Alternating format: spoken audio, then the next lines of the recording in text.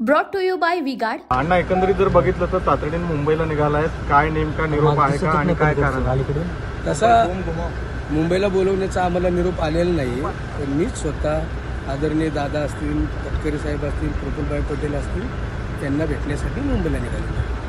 मुख्यमंत्र्यांशी काही चर्चा झाली आहे का तुमची मागील काही दिवसामध्ये? काय तुमचं नाव येत आहे सर? विस्ताराबाबत माझी मुख्यमंत्र्यांशी काही चर्चा झालेली नाही.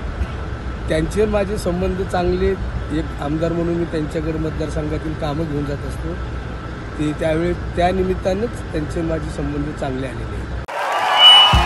भाइयों बहनों, उनके राज में पावर रहे अनस्टेबल और हम रखे सब स्मूथ और स्टेबल। हमारा नेता कैसा हो, जो स्टेबल पावर दे वैसा हो। अब की बार वी-गार्ड एसी स्टेबलाइजर का चमत्कार। एकंदरीत परिस्थिती बघता राज्याचा मंत्रिमंडळाचा विस्तार होणं किती गरजेचं वाटतं? तुम्ही सातत्यानं या सगळ्या प्रोसेसमध्ये असता, काय किती गरजेचं?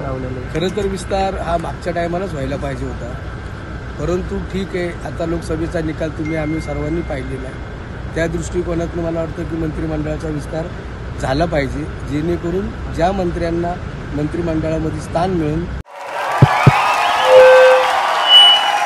उनका बैकअप सिर्फ कल तक और हमारा चांद तक। हमारा नेता कैसा हो, जो नॉन स्टॉप बैकअप दे वैसा हो। अब की बार वी-गार्ड इन्वर्टर बैटरी का चमत्कार।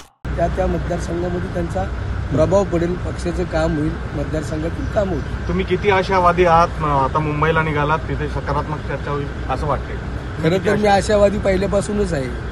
वास्तविक बघितलं तर खूप लेट झालेलं आहे, पण ठीक आहे, पक्षाने जर आम्हाला संधी दिली तर नक्कीच पक्षाच्यासाठी आणि मतदारसंघाच्या हितासाठी मी काम करेन. Brought to you by V-Guard.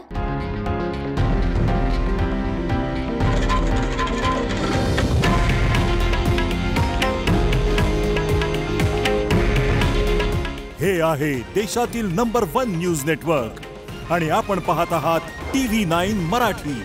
काळजी तुमची, हित महाराष्ट्राचं.